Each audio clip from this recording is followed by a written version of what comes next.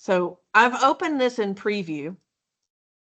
And again, I'm not worried about the creative brief right now. That's something that you do want to read, but we're not going to mark it up today because it's not part of our actual manual. And I'm going to come back and do the title page a little later too. I'm going to skip first to where the bulk of the content is, which is right here. So what we want is a pen that we can use to mark up what we're going to name our paragraph style sheets. So the highlighter is going to be for character styles. So one of the first things you probably want to do is come to maybe the table of contents page here and just start setting up a key for that. So I'm going to take my annotation tools in preview here, and I am going to do my paragraphs in blue.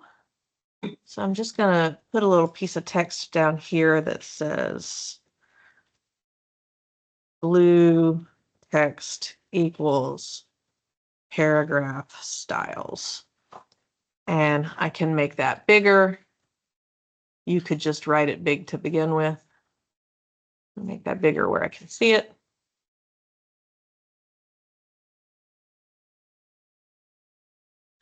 And then for whatever highlighter color I got, hopefully it's different enough from your pen color. I could take another text box and I could say highlighted text equals character styles. And then for me, I can just highlight that text. I'm going to go with maybe green for that.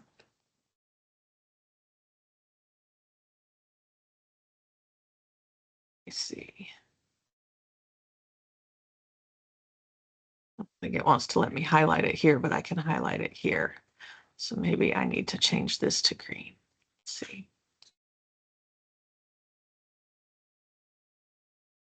Okay.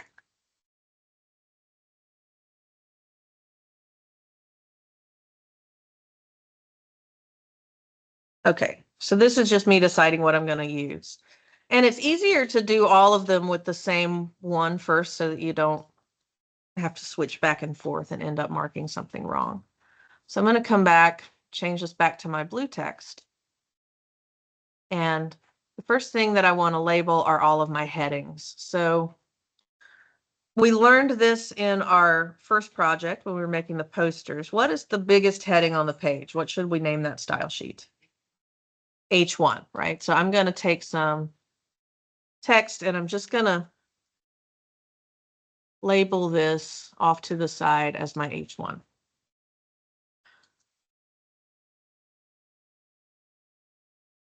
The next big bold pieces of text on the page are subheadings of our title. So what should they be? H2s, right? We never want to skip. And whenever you're doing this online, you'll be inclined to start with H3 because H1s and H2s are always just too big.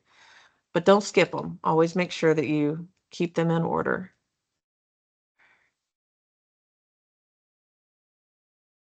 And then I'm going to go through and do that for the rest of my document. So once I get to the next page, I see some more headings, but they are actually subsections of my H2Y badges, right? They're the arguments for where badges have worked before.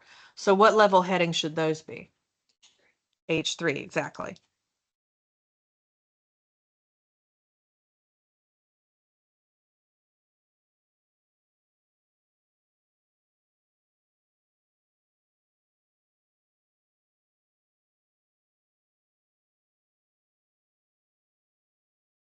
And then on my last page, I have one of each. So video games would be an H3. And then when we get to the heading of the benefits of a badge system for higher education, that actually starts a new subsection. So that one would be an H2.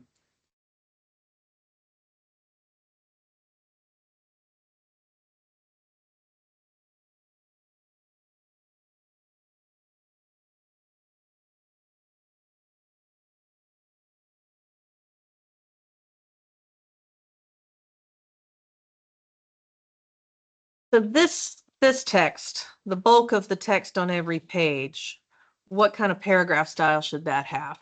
Or what should we name that paragraph style? Yeah, actually just P. Just P for paragraph will do. So you can go through and label each of those.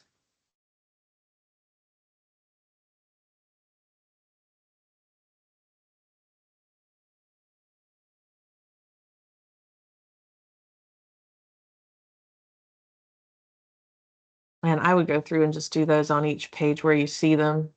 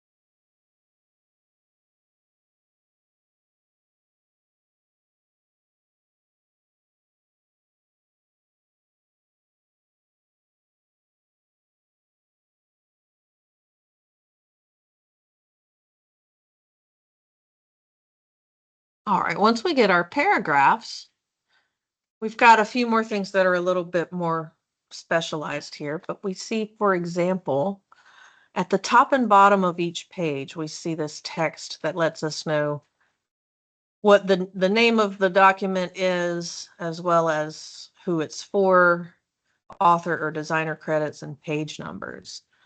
Those are in the same place on every page. So what do you think those should be called?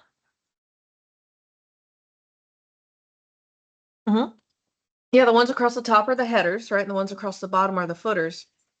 Now, we're going to be able to style those using the same paragraph style. So you can just name it headers, footers, or I just usually will do H/F for short for myself, but that's what they are. And we want to label those as being styled as paragraph styles as well.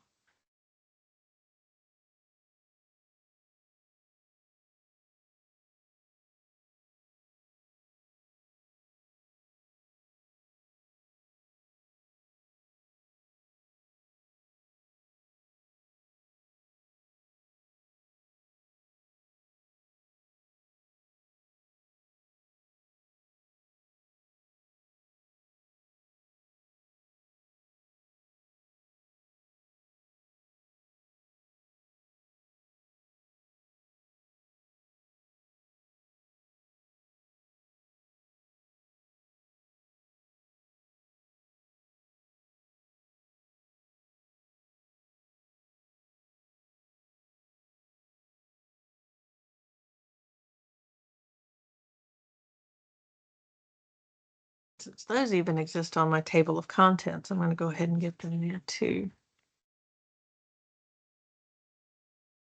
Now, while I'm on the table of contents page, if table of contents is considered a section separate from section 1 here, making the case for badges in higher education, what kind of paragraph style do you think this one is?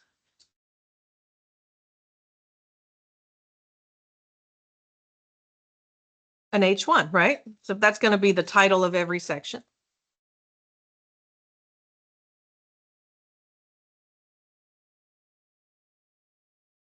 Let's come back to section 1 after that. And on the first page, we have at least 4 more paragraph styles that we need. So this one here, this big bit of text right here, this is called the same thing in web and in print. Anybody know what kind of text that is?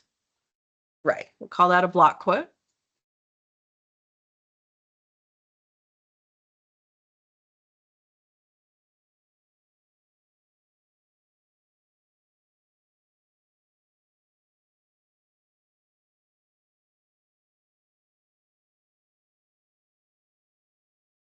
And right under here, when we credit the author of the article, we don't really have, at least to my knowledge, a tag in HTML that does this, but we call it something specific in journalism. Does anybody know what that is?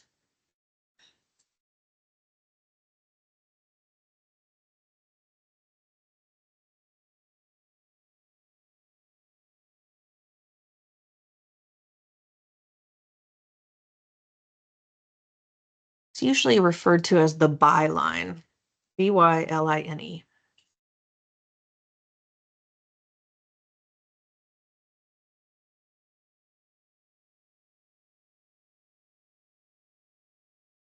And then we have something similar to the byline underneath the quote, which just lets us know who said it. What would we call that?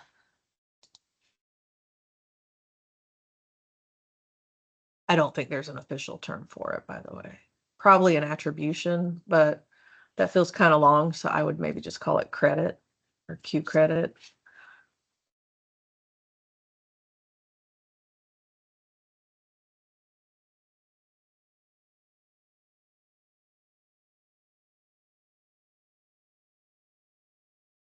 And I think that pretty much takes care of all the paragraphs except for this one at the bottom. Anybody know what these are called? What this is it's giving this, is citing one of the sources where the information in the article came from. Close, yeah. Close. This one gets named kind of for where it appears, though, on the page. Footnote, yeah. So it is a form of citation.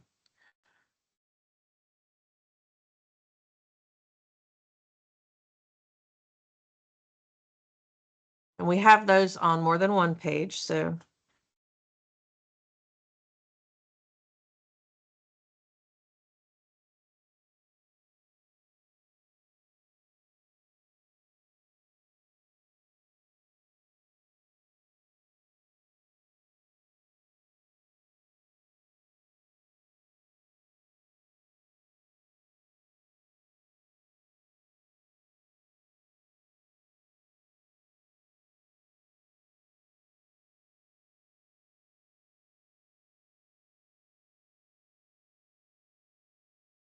and it looks like as far as our first section of content goes, that pretty much takes care of the paragraph styles. Let's go grab some of the ones on the table of contents that we haven't gotten to yet and on the front page. So I'm starting on the table of contents. All we really have that hasn't been labeled yet is the table of contents itself. Do you know what a table of contents is usually referred to as shorthand in journalism?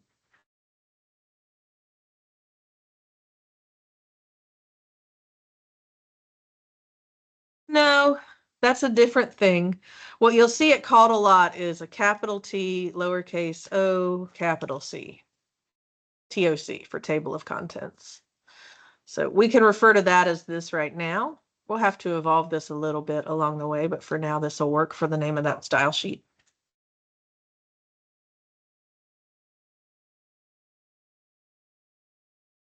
And then if we come up to the title page, this one is going to be kind of throwaway because eventually we're going to design a cover for this and we're not going to be using this placeholder, but this is just a placeholder to help us know what this document is. So what do you think we would call the words badge system manual? What kind of style sheet will we use and what would we name it? Yeah, we could name it title. And it should be what kind of style sheet? Yeah, still paragraph styles, right? And then what do you think we would call the CPCC AGD? Yeah, subtitle would make the most sense. Then all of these in the bottom right could be styled with the same paragraph style. And really, these are kind of subject to debate. You could probably call it author, or in this case, since you're not really writing the content, I would maybe call it designer.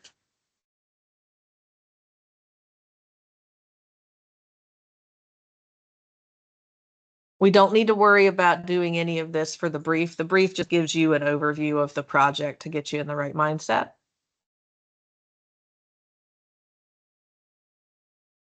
But now when we come back to some of these pages, even starting with the table of contents here, we see where we're going to have paragraphs that are styled a certain way.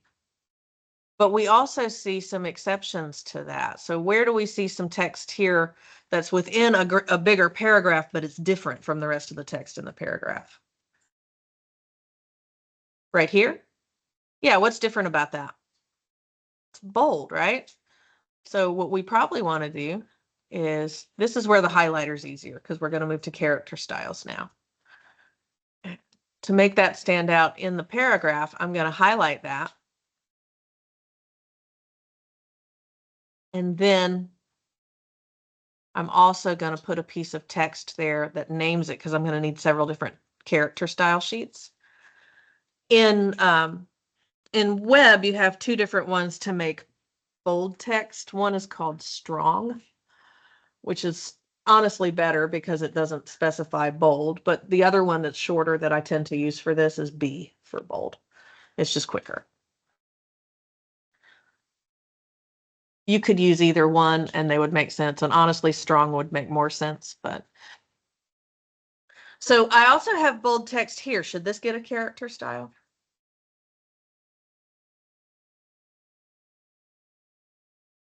Yeah, because the whole paragraph's bold, right? So I would just, my H1 paragraph style would use a bold typeface.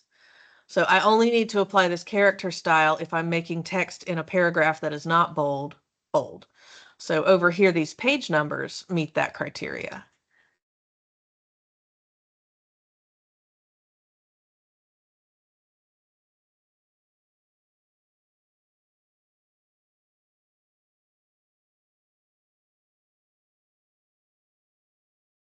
And then the last one I'll see is down at the bottom of the page number in the bottom corner.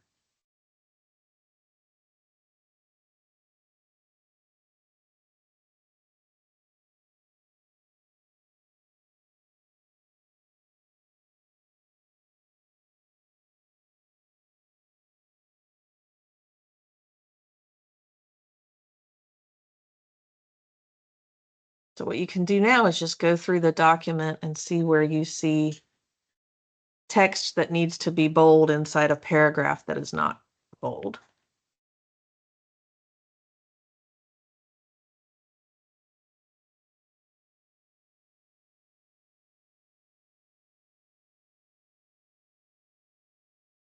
And for now, I would just go through and find all the bold text, even though as you're looking through, you're going to see other styles, other character styles that you're going to need. We'll come back to those in just a minute.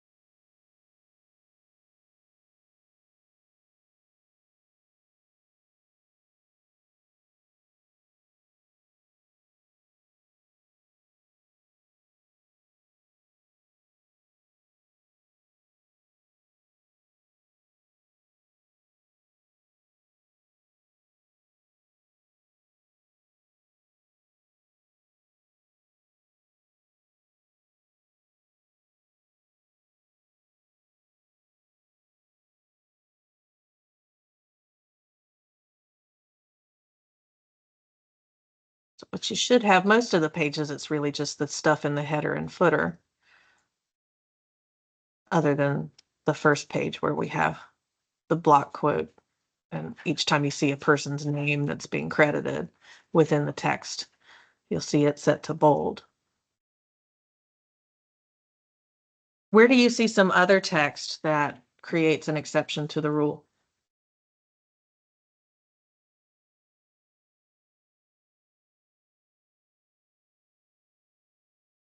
Yeah, although that would actually be a paragraph style still, because each one of them is numbered and each one of these lines is treated like a paragraph. We could switch back to our paragraph style marker here. Anybody know in web what a numbered list is called? What's the tag for that? OL, right, for ordered list.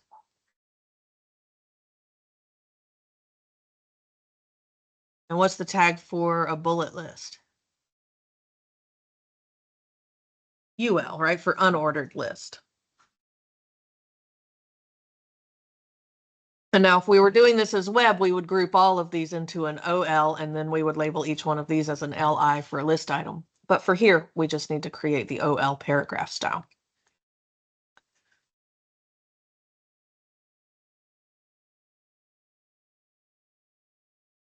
What other kind of text do you see here that's an exception to the rule?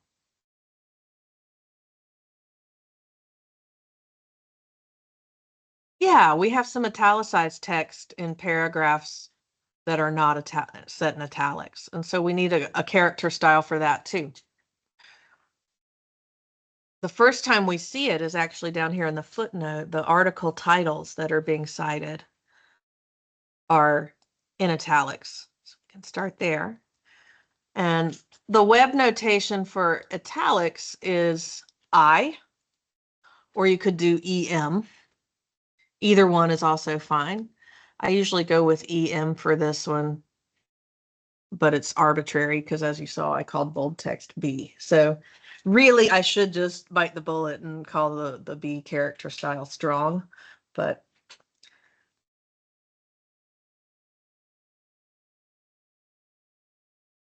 I will admit that I am doing some things arbitrarily here. So that's up to you on how technical you want to get on it.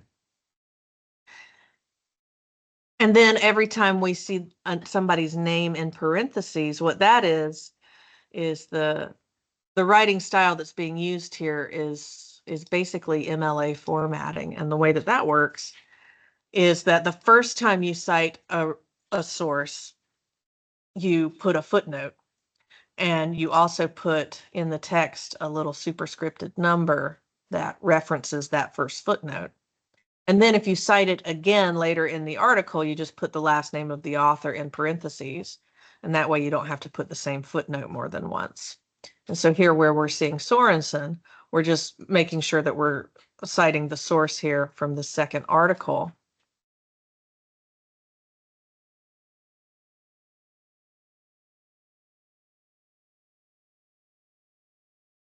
And then we just need a single character style for that italicizes. Now, if you have access to different color highlighters, you can do each of your character styles in a different color, as long as you label that for me so that I can see that you've done that. That's fine. If that helps you keep them separate, that's probably a good idea.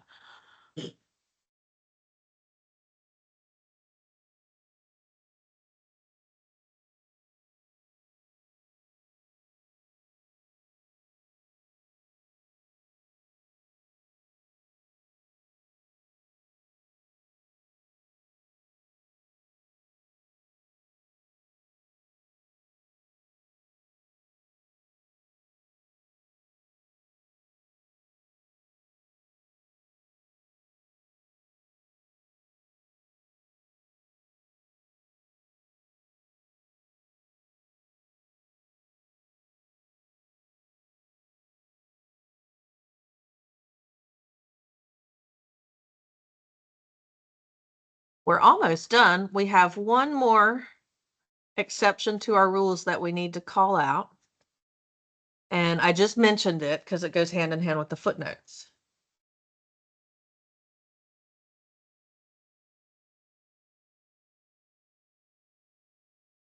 Anybody know what it is? This little number right here. So in order for that number to be smaller and tall like that or positioned up high, it has to have a style applied to it called superscript. There's subscript and superscript. And so when we write in science a lot, when we write like CO2, the little 2 is a superscript or a subscript, I mean. And then here, this is a superscript number. Super just means higher. So we need to have a character style applied to these little superscripted numbers or they'll throw style sheet overrides. Now for that, the part of speech or the part of the text is an annotation. So you could call it an annotation, and I probably will for this only because I've recorded some videos for this project that I'm hoping to update this semester, but if I don't want to confuse anybody. So I know I call it annotation there, but you could call it SS or superscript or, whatever makes sense to you as well, as long as you're consistent and you label them all that way.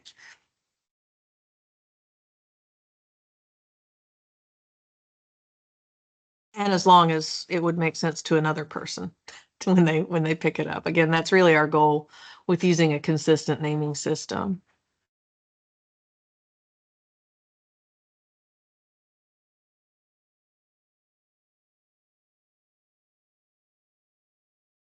The second one is in the second line on the page numbered 5. After the line about students not always being motivated by grades.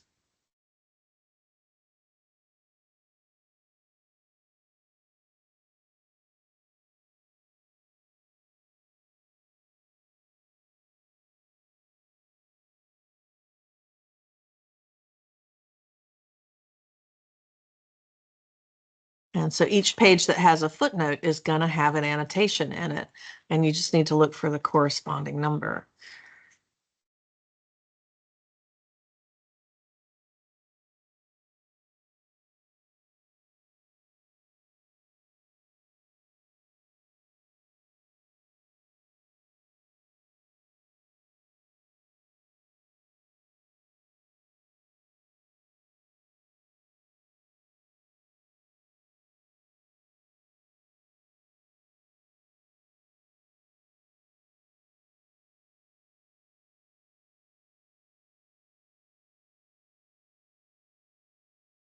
I think that's pretty much it. Anybody see anything we missed?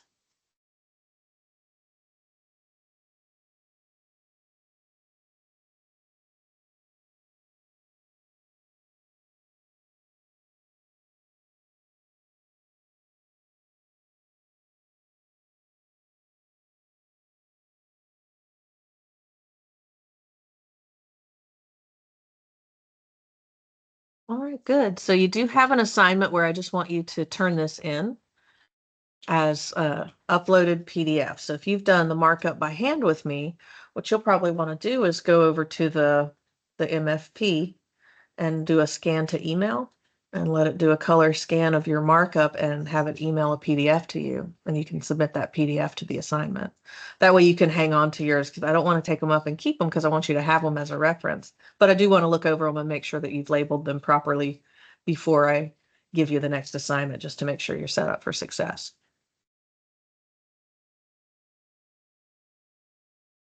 So if you don't have any questions and you think you're done, and if you did your markup by hand, you can use some of our class time to go ahead and get that turned in for today, and you'll have one less thing. And if you did it digitally, you can just save this as a PDF and turn it into, it's up to you. As long as you have something to refer to that helps you to know what you're going to name it and which kind of style sheet you need.